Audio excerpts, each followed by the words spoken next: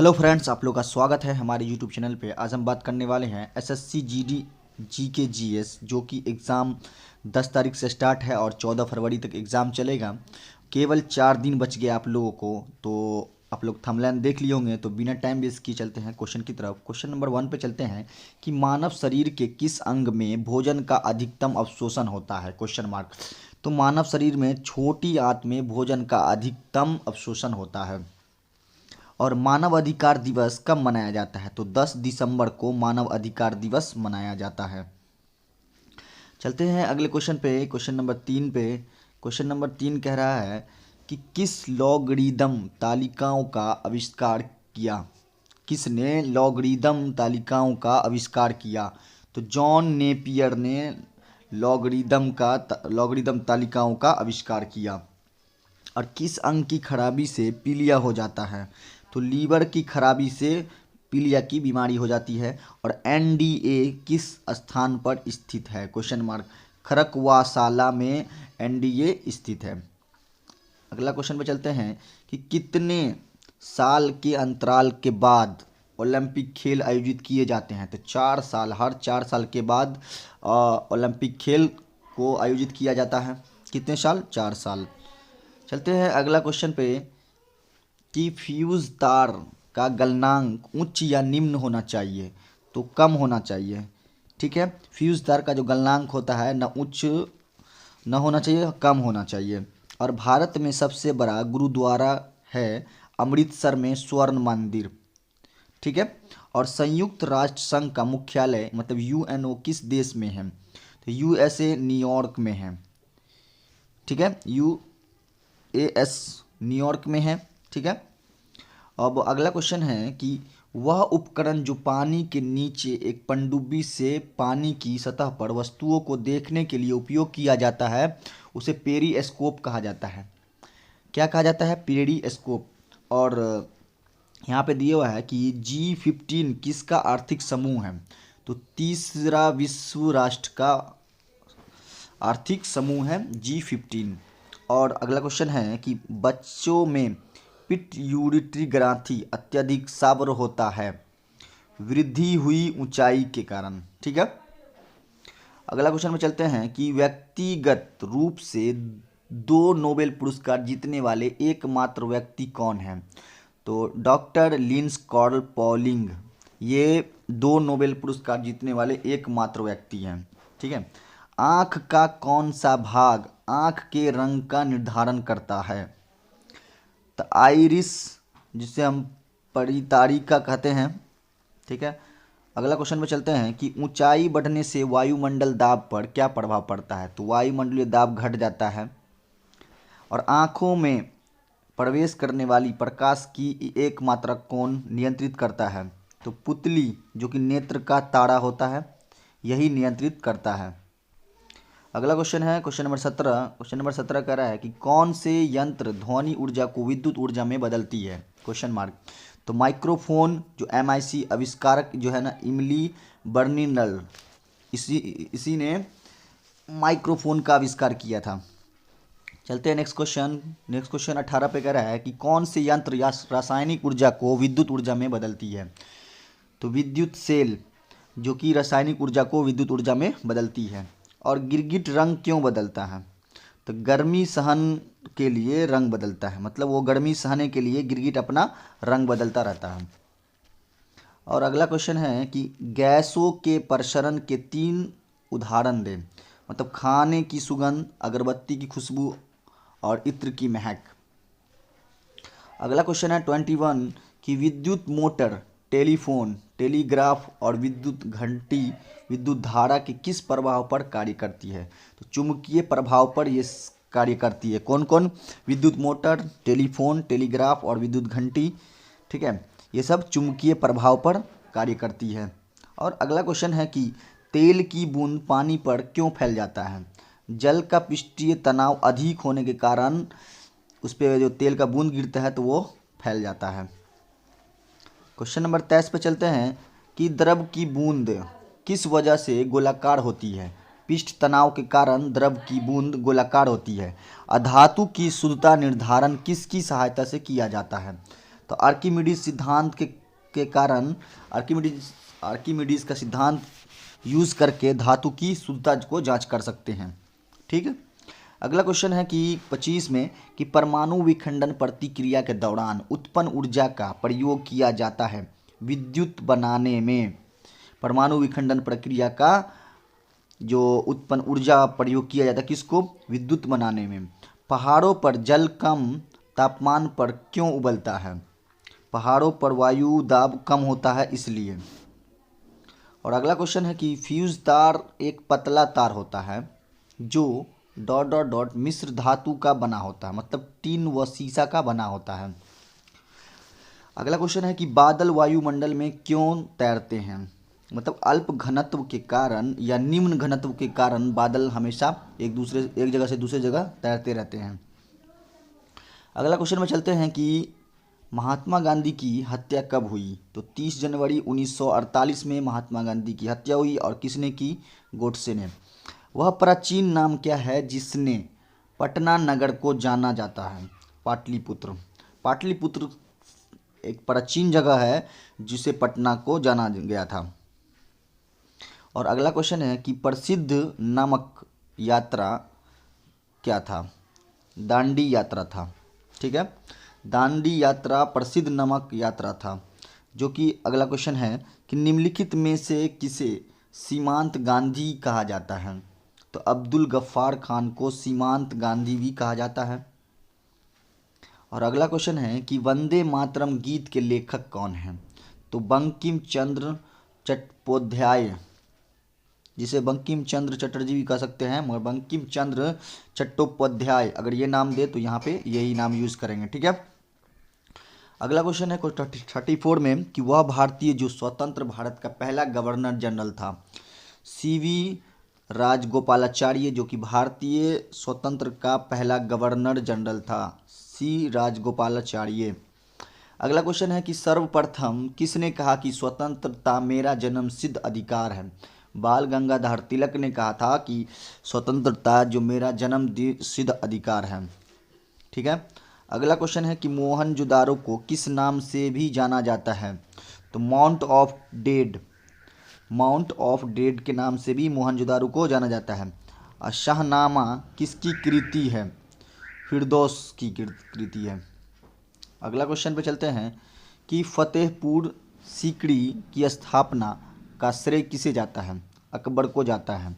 और अंतर्राष्ट्रीय मुद्रा कोष IMF का मुख्यालय कहाँ स्थित है? वाशिंगटन DC में स्थित है अंतर्राष्ट्रीय मुद्रा कोष का मुख्यालय। अब अगला क्वेश्चन नंबर 40 पे चलते हैं कि रेबीज के टीके की खोज किसने की? किसने की है? लुईस पास्चर ने। लुईस पास्चर ने खोज की है। अगला क्वेश्चन है 41 कि सुपीरियर झील कहाँ पर स्थित है? संयुक्त राज्य अमेरिका और कनाडा में स्थित है। चलते हैं अगला क्वेश्चन। अगला क्वेश्चन है कि भारत का नेपोलियन किसे कहा जाता है? समुद्रगुप्त को भारत का नेपोलियन कहा जाता है। स्वाइन फ्लू किस विषाणु से फैलता है? H1N1 से फैलता है। और अगला है कि विश्व स्वास्थ्य संगठन का मुख्यालय कहाँ स्थित है? जिनेवा स्विट्जरलैंड में स्थित है विश्व स्वास्थ्य संगठन का मुख्यालय। इसी तरह चलते हैं अगला क्वेश्चन कह रहा है कि भारत पाकिस्तान सीमा रेखा को किस नाम से जाना जाता है? तो रेड क्लिफ रेखा के नाम से भी जाना जाता है। अगला क्वेश्चन में चलते हैं कि भारत ने पहला परमाणु परीक्षण कब और कहाँ किया था? तो 14 मई 1974 को पोखरण राजस्थान में किया गया था भारत में पहला परमाणु परीक्षण। और दूसरा अगला क्वेश्चन है कि विश्व का सबसे ऊंचा पठार कौन सा है? तिब्बत का पठार, जो कि पामीर पठार भी कहते हैं उसे। और अगला क्वेश्चन में चलते हैं 48 पे कि ओलंपिक में पदक जीतने वाली प्रथम भारतीय महिला कौन थी? कर्णम मल्लेश्वरी, जो कि ओलंपिक में पदक जीतने वाली पहली भारतीय महिला थी। अगला क्वेश्चन में चलते हैं RRF की फुल फॉर्म क्या है? Railway reservation form.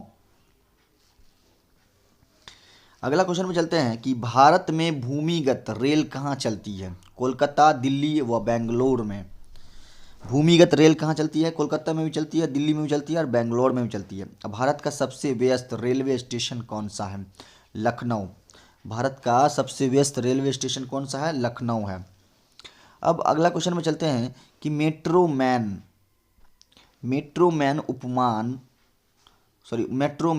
उपनाम से कौन जाने जाते हैं? श्रीधरन। श्रीधरन को मेट्रोमैन उपनाम से जाने जाते हैं। श्रीधरन को मेट्रोमैन के नाम से भी जाने जाते हैं। और अगला क्वेश्चन है कि रेल कोच फैक्ट्री RSF कहाँ पर स्थित है? कपूरथला में। अगला क्वेश्चन है कि TTE की फुल फॉर्म क्या है? Travelling ticket examiner. ठीक है। और इंडियन रेलवे का स्लोगन क्या है? Lifeline of the nation. Lifeline of the nation Indian railway का स्लोगन है। और अगला क्वेश्चन है कि मैत्री एक्सप्रेस किन दो देशों के बीच चलती है? भारत और बांग्लादेश के बीच चलती है मैत्री एक्सप्रेस।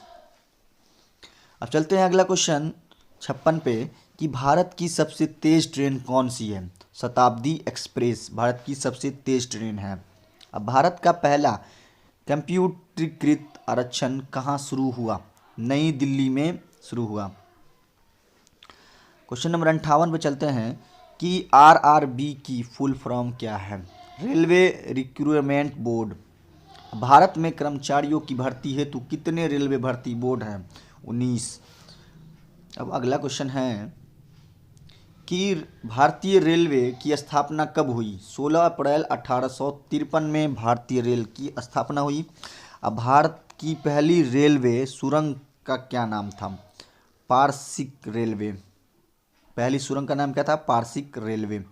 उसके बाद है भारत में रेल लाइन बिछाने का श्रेय किसे प्राप्त है?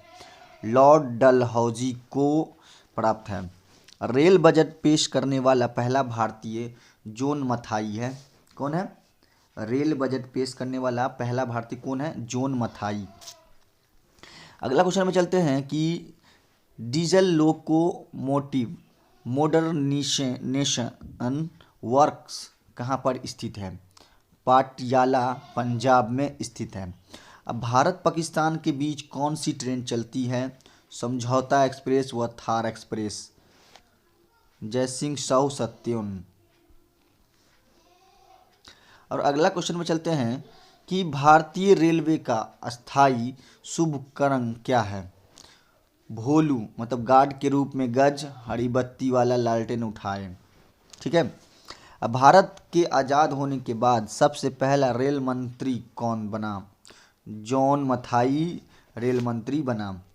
अब अगला क्वेश्चन है कि इंडियन रेलवे म्यूजियम कहाँ पर स्थित है? चाणक्यपुरी नई दिल्ली में इंडियन रेलवे म्यूजियम स्थित है। RPF की full form railway protection force. और अगला क्वेश्चन है 70 कि भारतीय रेलवे का राष्ट्रीयकरण किस वर्ष हुआ? 1950 में हुआ भारतीय रेलवे का राष्ट्रीयकरण। इसी तरह अगला क्वेश्चन में चलते हैं कि भारत का सबसे बड़ा रेलवे प्लेटफॉर्म कहाँ पर स्थित है? तो गोरखपुर में भारत का सबसे बड़ा रेलवे प्लेटफॉर्म स्थित है। इसी तरह अगला क्वेश्चन में चलते हैं कि भारत की पहली महिला रेल मंत्री कौन थी? ममता बनर्जी भारत की पहली महिला रेल मंत्री थी। और अगला क्वेश्चन है कि रेलवे मैनेजमेंट गुरु के नाम से कौन रेल मंत्री प्रसिद्ध है? लालू प्रसाद यादव। अगला क्वेश्चन है 74 इंडियन रेलवे का विश्व में कौन सा स्थान है? दूसरा स्थान है। भारतीय रेलवे को कितने जोन में बांटा गया है? भारतीय रेलवे को 17 जोनों में बांटा गया है। अब 76 पे चलते हैं कि रॉयल व्हील फैक्ट्री कहाँ पर स्थित है? यालाहा का बेंगलोर में स्थित है। ठीक है। अब चलते हैं अगला क्वेश्चन पे कि जय जवान जय किसान का नारा किसने दिया? तो लाल बहादुर शास्त्री ने जय जवान जय किसान का नारा दिया।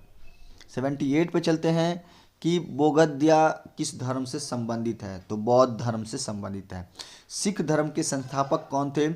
गुरु नानक देव जो सिख धर्म के संस्थापक थे। क्वेश्चन नंबर 80 पे चलते हैं। भारत में सबसे पहली रेलगाड़ी कब चली थी? 16 अप्रैल 1853 में भारत में सबसे पहली रेलगाड़ी चली थी। अब भारत में सबसे लंबी सड़क कौन सी है? GT grand trunk road. यही है सबसे लंबी सड़क। और भारत का कौन सा शहर गुलाबी नगरी के नाम से जाना जाता है? जयपुर। और अगला क्वेश्चन है क्वेश्चन 83 कि इनकलाब जिंदाबाद का नारा सर्वप्रथम किसने दिया था? सरदार भगत सिंह ने इनकलाब जिंदाबाद का नारा दिया था। भारत के किस संविधान को बनाने के लिए गठित संविधान सभा अध्यक्ष थे?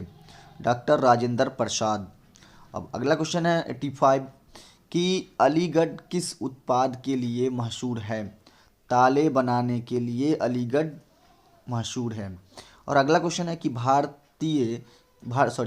की ये डीजल इंजन विनिर्माण इकाई डीजल लोकोमोटिव वर्क कहाँ स्थित है? वाराणसी में स्थित है। अब चलते हैं 87 पे कि बैसाखी त्यौहार किस धर्म के लोग मानते हैं? सिख धर्म के लोग मानते हैं। मतलब बैसाखी त्यौहार किस धर्म के लोग मानते हैं? तो सिख लोग मानते हैं।